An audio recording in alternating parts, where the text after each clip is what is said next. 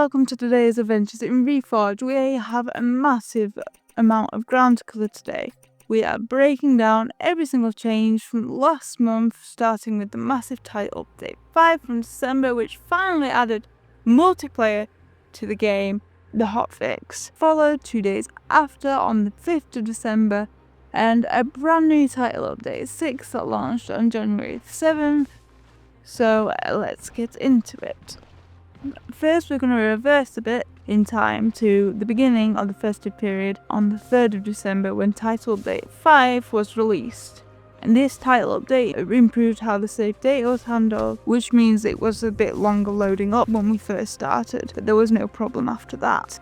Me and my sister decided to play together for this video, as you can see on the footage provided, and that was a lot of fun because it was the first time she ever experienced Reforj, and she's used to playing Minecraft, so that was definitely an experience for her. So as I've said, it officially brought us multiplayer, which we had great fun with for this video, along with player customization, so you could distinguish who was who, friend from foe if you like. They also added bracer levels 4 and 5, just adding more progression to the game.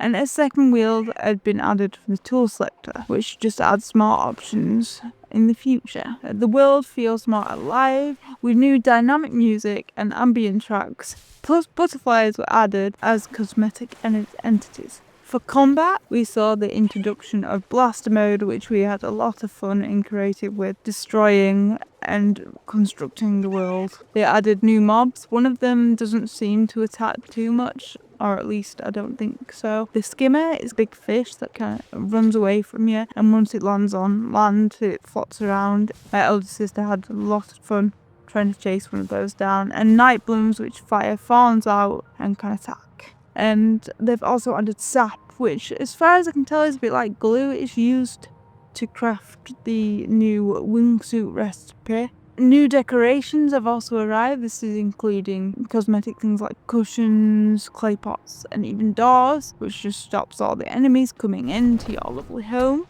For creative mode players, Lunestone has been added in 24 different colours, which is basically like a giant glow stick you can build with. It's awesome. We also had great fun with that. Underground, we've got new ores and elements. This includes vertium ore, if I'm pronouncing that correct, refined vertium and vertium fibre. You can also find deep roots, silk thistle and silk. So they've also updated and balanced a lot of existing features, including making nighttime a bit darker. The wingsuit progression has been added, as I've already discussed. The bracer blasting now affects players' movement on ice and in water. They've rebalanced the mining speed for different bracer levels, and the boom blocks can now be broken at level 2, which just makes things a lot easier. However, column and row mining tools have now been locked behind bracer level 4, which is a bit disappointing. You kind of got used to them, but it won't be too hard to progress your bracer up to those levels. Fall damage is more forgiving, which is great for me because I tend to die a lot in this game for some reason. I have no idea why. Generally because I've fallen off a cliff. Cooking times have been more balanced now. New recipes to craft noble glass in the kiln, and a new recipe for aura storage containers as well, which is including noble glass and instead of noble shards. There is a new recipe to craft noble glass on the kiln, and the aura storage container recipe changed to require noble glass instead of shards. The canister recipe also now requires noble glass shards, and the lantern recipe now requires sticks, which all just makes kind of sense for what they are. Mob behaviour has also been tweaked a little bit. This includes the fact that Kirby's now attempt to flee out of water rather than just instantly dying. They've reduced the screen shake when Boom Shrooms emerges, and the tunnel slouts now deal damage to other mobs. They get in the way in an attack, which helps me out a lot because that means it kills 2 birds with 1 stone, because they're on their back so you can attack them, but then it also hurts whatever is hit. On the UI side of things, the scan prompt no longer shows when elements have already been interacted with, and its position was adjusted, which is brilliant. In-game descriptions have been updated just to make them easier to follow. You can now copy a save, which is great if you're wanting to do something a bit more destructive for your build, but you're not quite sure whether it's going to work out. You can try it out first and have a copy if anything goes wrong. You can now disable mob spawning in creative mode, so that just means they don't get in the way during your building. And there is a confirmation pop-up if you reset hints. The world name now supports punctuation. And the world settings moved to the pause menu, which just makes them easier to access. Creative mode got a plants tab, a reordered inventory and improved appearance for elements and items in the hotbar, which is wonderful. And crucially, you can now change some settings in survival mode if the save is marked as creative, including time of day, enabling mods and the time of day cycle. For ores and elements, there's been quite a few changes. This includes the renaming of wood, leaves and timber elements. Table and stool variants have been added.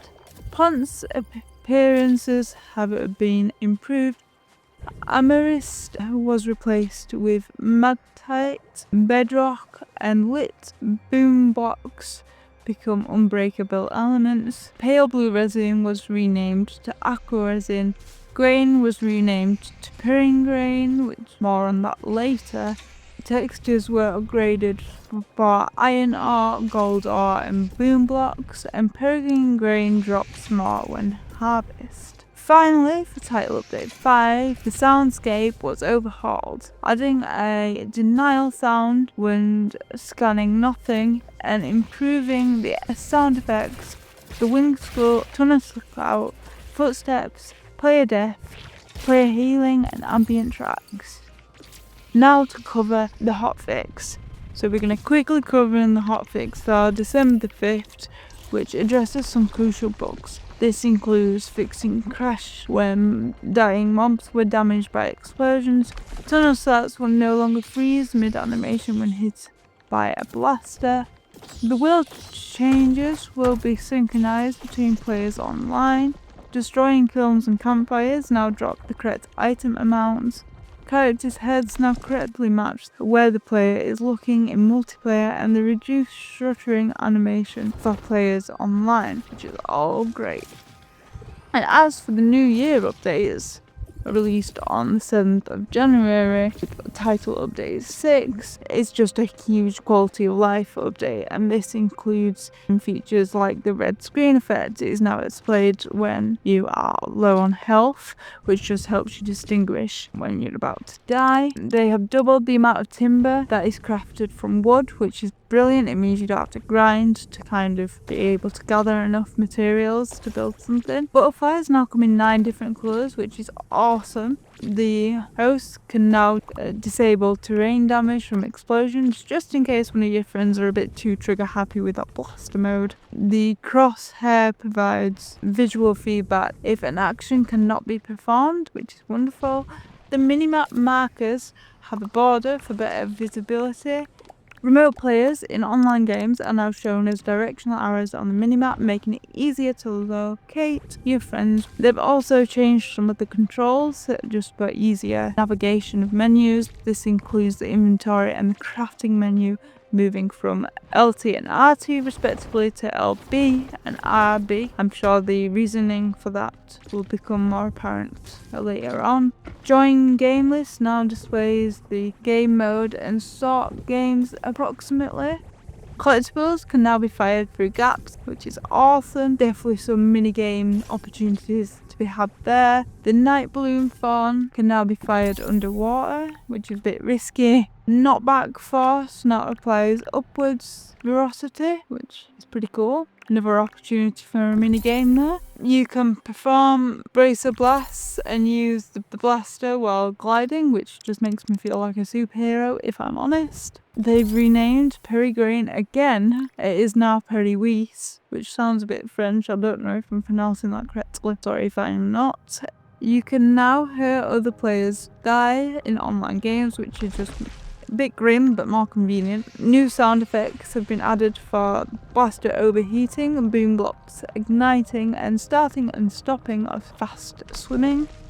The load game list is hidden if you have no worlds, which isn't a problem for me. I've always got another world I could load up, but definitely makes more sense cosmetically in the menus. Added a confirmation pop-up when kicking a player. They've also added a tutorial prompt for spawning protection, which is wonderful. Half doors no longer generate when blasted into smaller pieces, which would have been kind of cool to see, to be honest, but I can see why that's a problem. Aura storage containers interact speed has increased, and it lets you deposit the maximum possible aura, which just makes things a bit quicker. They've also improved the scholastic collision, I think that's how you pronounce that. Tunnelers no longer see cushions as unpassable terrain, which is kind of a shame because that's kind of a cool little way to shield yourself. And finally, they've also included quite a few bug fixes with Title Update 6. This includes player name and markers won't display until the player is fully loaded. This also includes that the skimmers will no longer take damage from a blaster in creative mode. Boom blocks blasted at a flying player's feet will not be placed there. Boom blocks now correctly damage bedrock. Clients in online games can now make changes around the aura campfire they respawn at. Online players can now clearly hear the bracer blast sound effect. Canister place/collect sound now ties with the sound effect volume. All players now see leaf destruction visual effects, which absolutely look quite cool. I do like that effect. The bracer blast visuals correctly reflect the player's rotation, which just makes the game a bit smoother. Respawning far away no longer causes fog or low resolution issues. The world screenshots in the load list display correctly, which is wonderful. It just helps you distinguish which world you've got, especially if you've got a lot. North facing doors are textured correctly now. All players now see dive bombing with the wingsuit. Rapidly selecting the same item online will not break the quick stack quantity display. And finally, moving to input/output slots of the station now displays the correct quantity of ingredients, which just makes things a lot easier.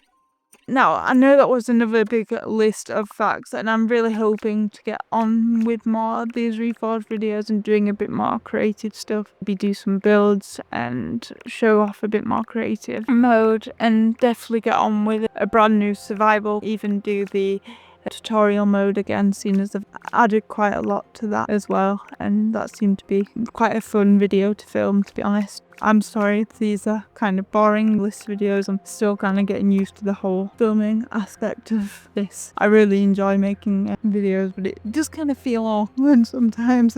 But that's everything for today. Now you're fully up to date with Title Update 5 and Title Update 6. Well, thank you for joining me on today's adventures in Reforj, and I hope to see you in the next one. Bye!